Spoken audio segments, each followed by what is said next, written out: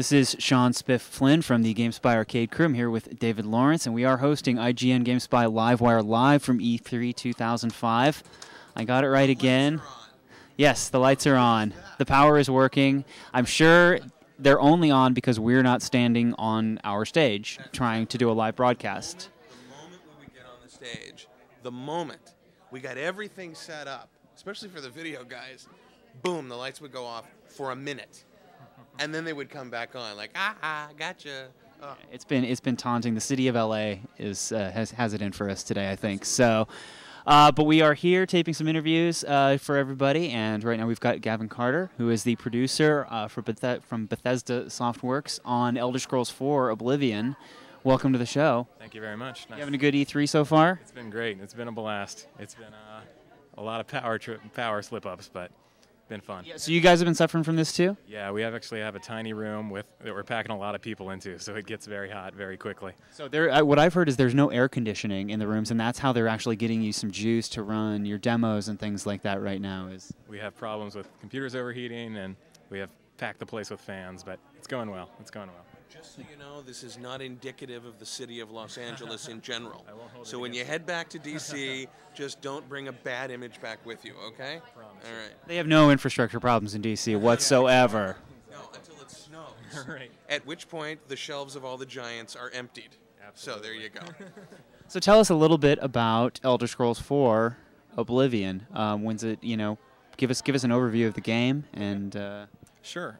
Well, Elder Scrolls 4: Oblivion is what we call the RPG for the next generation. We went back, looked at all our old games, Arena, Daggerfall, Morrowind, and we looked at what works, what didn't, and we took all those things and took them to the next level. So it's really hardcore RPG gameplay, combat, stealth, magic, dialogue, taking quests, everything taken to the next level. So what do you mean by taking it to the next level? Like, give me an example of one of those things and how you've accelerated it and launched it up a notch. Sure. We have what we call Radiant AI, which is our 24-hour-a-day, 7-day-a-week AI system, which allows us, all the NPCs in the world have their own lives. They go about their business. Some of them have jobs. They have schedules. They eat. They sleep. They read. They interact with one another. That's how we're taking our NPCs to the next level. We've totally changed the way we do combat. It's action-oriented. We have power attacks. We have normal attacks. We have active blocking. You can cast spells while you've got your sword out. We're trying to get that kinetic feel of combat, of guys bashing each other with swords. Lots of blood, lots of gore, lots of fun. Those are just some of the ways. So Morrowind's known far and away for being so versatile. I mean, if you want to do just one small part of the game and just be the best at doing that, if you want to be a werewolf, you can be a werewolf and be done with it. You don't have to engage in it. So how do you decide in a world where you've got so much variety and so many different things that you can do, what didn't work? Because I'm sure you're going to make a decision on what didn't work, that is going to really tick off somebody who just didn't love that part of the game. Right. Well, it's impossible to please absolutely everyone, but we listen a lot to what our fans have to say on things, our message boards. We're constantly active on our message boards, taking in their ideas, and, from within as well. We're a constant wellspring of new ideas. New ideas are never anything we're on a shortage for. So we have long pre-production periods with our games where we just try a lot of crazy stuff out, and we see what's fun and what we like, and we try and put those things in and take them as far as they'll go. Mm-hmm. One of the other things that the series is known for is its really advanced graphics, and what we've heard is this is going to be a launch title for Xbox 360. What are you guys doing in terms of the graphics that's going to blow people away this time? What are we going to see? Well, visuals are a big focus. Obviously, the Xbox 360 is a very powerful machine, lots of power to spare. So we're taking everything we did in Morrowind and doing more of it, basically. In Morrowind, we had the shader water, the pixel shaded water, which was very popular. So we decided with Oblivion we were going to take that even further and put pixel shaders and vertex shaders on every object in the game. So we do parallax maps, normal maps, diffuse maps, glow maps, refraction maps, everything you can think of. And we've thrown it all in there. We're doing full forest scenes with trees, bushes, wildlife, forests cover half our world. Everywhere we can, we're punching up the graphics and using every bit of power that machine offers us. So what does this translate? I mean, what does the user see? Are you going for a ultra realistic looking world? Like when I look at a tree, am I expecting to see a tree as it would appear in the real world, or do you guys have a certain visual style that you're trying to shoot for with all of this? It's a combination of both, really. In our environments, we use photo reference as much as possible to try and make sure things are as accurate to real-world things as possible. So all our trees are actual real-world trees. I think for the most part they are. Of course, we have a fantasy element as well, obviously. So we have, crazy dinosaur-like creatures. All our creature stuff, all our architecture and town graphics are sprung from the imaginations of our artists. We give a lot of freedom to our artists to produce the kind of content they want, to realize their vision. So we get a mix, we get a whole range of things, but overall, photorealism is definitely something we shoot for. I wonder, gaming in general, but certainly RPGs, the gamer tends to value things that in any other form of entertainment would be behind the curtain. Oh my God, that leaf is so realistic. Oh my God, that blade of grass is individual. How long do you think it's going to be before we get to the point where we're not as concerned about how cool the technology is versus how cool the gameplay is? Right. Well, I think with things like Xbox 360 offering us all this power, it only makes sense to try and take advantage of it. I think visuals and things like that are a great part of what makes games fun. Visuals are what really immerses us in the experience. Gameplay, obviously, very important. When will gameplay become more important than visuals? I don't know. That's a really tough question to answer. It just seems interesting that that so many people take advantage of all the engines and the capabilities and the power, and then use that as a feature, as well as it's not just sort of like the thing you'd read off to the side in a sidebar in Time magazine about it, but here's the realism, and oh, by the way, you play the game is really cool and playing the game is really cool. But it's a story that people tell in this world that they don't tell in, for example, movies or television. It's not like you're going to television, you're going, we're shooting this on digital. It's beta. So you just don't see that. Right. Well, that stuff makes, screenshots and visuals make for good sound bites to really get people excited. Gameplay concepts tend to take a little bit longer to explain, but for things like for Oblivion, we're really trying to use the power to enhance gameplay as well. For example, integrating Havoc physics into everything. So you can throw things around the world. When you swing your sword around, you knock things around like you would expect to in real life. Even stuff like our fireball spells will work like a rocket launcher and blow people around. It's great, great fun.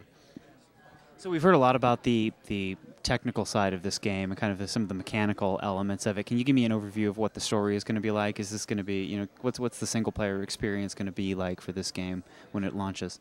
The single player experience will be, it's basically, the game starts out with you as a prisoner, just like every Elder Scrolls title. The Emperor comes into your cell, he's fleeing from assassins. So you play through, the first part of the game is a flight from these assassins with the Emperor and his guards that you just get wrapped up into.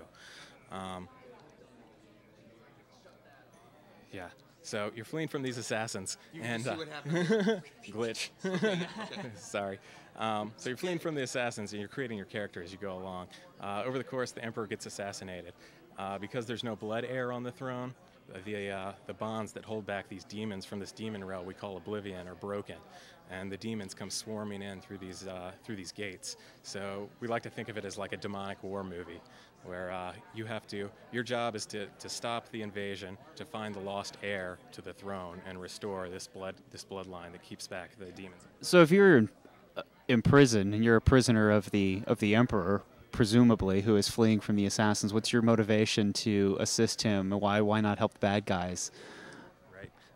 Well, you don't really have to assist him. The thing is, the secret passage that leads out to the world just happens to run right through your cell.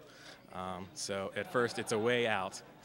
Yes, very convenient. At first, it's a way out. Once you're on the surface, we let you, have free reign with what you want to do. If you want to be an evil guy and go around killing everybody, you can absolutely do that. If you want to be good and help, you can do that, or any shade of gray in between. So the story really is going to be crafted depending on what you choose to do whether you choose to go kind of, help the good guys, help the bad guys, this game is really going to form itself around those decisions that you make. That's correct. Yeah, it's for as much as possible, we try and implement multiple paths through our quests for, like I said, good, bad, and everything in between.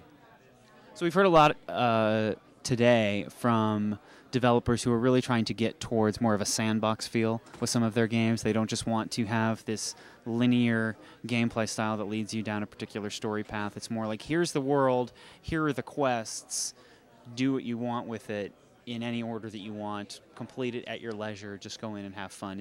Are you aiming for that, or is this more of a traditional linear kind of a game? Absolutely. Well, at Bethesda, we've been doing that sort of thing, since 1995 with Arena, with Daggerfall, Morrowind, now Oblivion. We've taken that further every single time. So we like to say, yes, here's this whole world that exists on its own that you can just go out and explore as you like. So there are random things like random dungeons around the world that you can find. There are quests that, don't necessarily link up to the main plot line.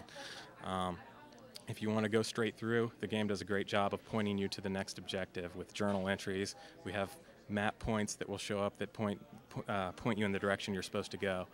So you can take either path in Oblivion. So we've mentioned already this is going to be a launch title for the Xbox 360, obviously this week. Yeah, crossing our fingers. Do you have any other platforms that it's going to be released for, or are you just shooting for that particular one? We hope to do a simultaneous PC and Xbox 360 release. Okay, so obviously there's a lot of attention focused on the Xbox 360. People have all sorts of questions, especially after that giant Microsoft press conference where they unveiled some of the features. What Xbox 360 features are you taking advantage of with this game that might not have been available to you on an older platform? The great thing about Xbox 360 development and console development in general is that it's a fixed platform, so you know exactly what you're dealing with, and you tend to be a lot more risky than you might be otherwise with like a PC where you're dealing with all kinds of different configurations. So great things about the Xbox 360 are like the multi-core processor, where we can break up our game across those three processors instead of just trying to funnel it all through one. Sound processors, the graphics processors on there, all very powerful. They allow us to do a lot more things. For example, we can pipe all our AI data through one of those processors and just, do a lot more with that than we could if we were trying to render and do AI all on the same chip. So this is the kind of thing we're trying to take as much advantage of as possible. We know it's exciting that new platforms offer up new hardware that you guys can push to the limits, as David was mentioning earlier in an earlier interview. Are there any challenges? What is it like as a platform to develop for the Xbox 360 or other platforms? Is it we know it's a fixed platform, but does it have its own challenges or rewards on top of that? Absolutely. Developing for a platform that's not actually available that's not actually available at the moment it's a risky proposition because, development hardware running development software, it's like, how games are at beta. Imagining playing a game that's at beta on hardware that's also at beta. So it's kind of a compound problem. But the guys at Microsoft are absolutely a dream to work with. They give us all the help we need. They're always there for us when we have questions. So that's been a real treat to work with those guys. Excellent. So, David, have you got any? Yeah, I imagine that when you're doing sort of a dual development process, it's like any time, going back to the days of Macintosh when Guy Kawasaki had to walk around to all these developers and go, I don't have a box for you, I don't have a toolbox for you, I don't have any sort of software development tools, I don't have anything for you, I have no money for you. Would you work with us? The things have changed a great deal, and with premier partners like you guys, I'm sure Microsoft is supporting you nicely. What was the first? I just really, you go back to those moments when that first box arrived, and it probably looks nothing like it came out with. They went over to Japan to get a design, and they went all kinds of places. What did the first thing that you got to develop with look like? The very first development kit, I think it was a Macintosh G5, basically. Really? Yeah, it had two G5 processors. I'm not really sure. That's a story. That's a story. Can you imagine somebody telling Bill Gates, by the way, we're going to send out the first development kit as Macintosh? Yeah, I think it was a surprise to everyone. Yeah. But it's running on Motorola chips, I believe, which is the same as Apple, so it kind of makes sense. Yeah. And how much functionality has changed over the last, 3, 4, 5 months? Well, they update it. They pretty much provide updates constantly as things get done. So it's really it's just started to come together from, you know, a loose kind of, some things work, some things don't, some things are emulated, to getting towards that final hardware spec where you can actually see that your game is going to work and look really great on this hardware that they're providing. Was there anything that they did that broke something you created? That kind of thing is just a fact of life in developing hardware and software. It happens all the time, yes, on both ends, our end and their end as well. Great. So we were talking yesterday with the editors, kind of what the general E3 experience is for everybody. We got a lot of our fans out there who are begging for us to take them to E3, and we just shake our heads and go, "Why? Why would you want to come spend 12 hours writing articles and staying up all night?" What's the E3 experience like from the perspective of the software developer who comes to show off his game? Like, what's your day like here at the show? Very, very tiring. It's pretty much constantly just demoing the game over and over. We do demos once an hour on the hour, and after every single demo we have to go over what went right and can we fix the things that might have gone wrong. So, you know, there are all kinds of problems that we have, like with the AC problems I was talking about. We were worried about computers overheating. You know, getting all our stuff out here from DC is its own challenge in and of itself. But yeah, my experience, unfortunately, I haven't had lots of time to walk the floor or anything like that. I've been mainly concerned with, you know, pushing Oblivion on all the people out there. One question that I've had from friends who are wondering what the importance of E3 is, what does E3 do for Bethesda Softworks, or, you know, as a developer, what value do you guys get out of coming to the show and showing things off? How does this fire your year off? Is this the kind of show that you have to do even though there's really no, you know, visceral benefit from being here other than you have to take 3 days out of the office and, you know, and a bunch of planning time and everything? Right. No, there's definitely a benefit in the fact that, you know, the world gaming press is right here, right now, and they're all, you know, they're all excited about our game. They want to see it and they want to write about it. You know, the downside of that is that they're also excited about everybody else's game and they want to write about that too. So, but you're here, right? You're talking. Exactly. So that's good. So we're going in the right direction, I think. But yeah, it's definitely good for getting the word out there. In fact, now you can just simply go home. Now that you've done the IGN GameSpy Livewire, you can pretty much leave, I think. Yeah, this is good for 25, 30 million people. So it's. You're set for the next few years. I'll take that into consideration.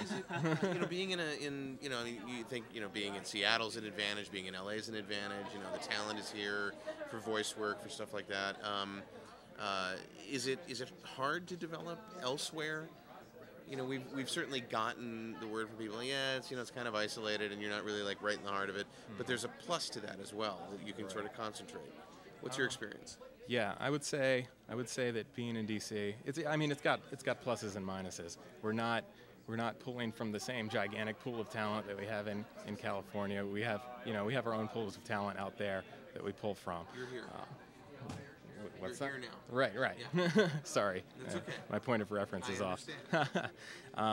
You know, being in LA, there's great voice talent here. We did Patrick Stewart for our game, for the voice of the Emperor in Oblivion, and we ended up flying out to London to do him. So, I mean, wherever you are, there's going to have to be, you know, places you can go. There'll be interesting challenges you'll have to face. But we love DC. We're in love with it. So, enjoy. Yes. It does seem like there is kind of a little pool of like a development pool over there in the Maryland and DC area. There's a few studios out there. That's kind of exciting. Big Huge is out there. Who else? Firaxis is right down the road. We have our own studio. We have our own separate studio in Baltimore that does our drag racing titles. Palmer, baby. I believe, down to Hammer Jackson. Yeah. I believe there's some studios up in New York Valley. area as well. Yes, Hunt Valley is where Firaxis is too, I believe. Awesome. So, if there was one thing about Oblivion you wanted people to take away from this time that you spent with us, what would it be? That Oblivion is the game that will define the RPG genre for the next generation of consoles and PCs. I think that's what you have to take away from it. Awesome. Well, thank you very much, Gavin, for coming in and sharing some time with us. Have a great rest of your show. Hope the AC kicks in for you guys sometime soon, for our sake as well. So, signing off for this particular segment, this has been Sean Spiff Flynn and David Lawrence with Gavin from Bethesda Softworks. We'll be back with a few more interviews here on IGN GameSpy Livewire, live from E3 2005.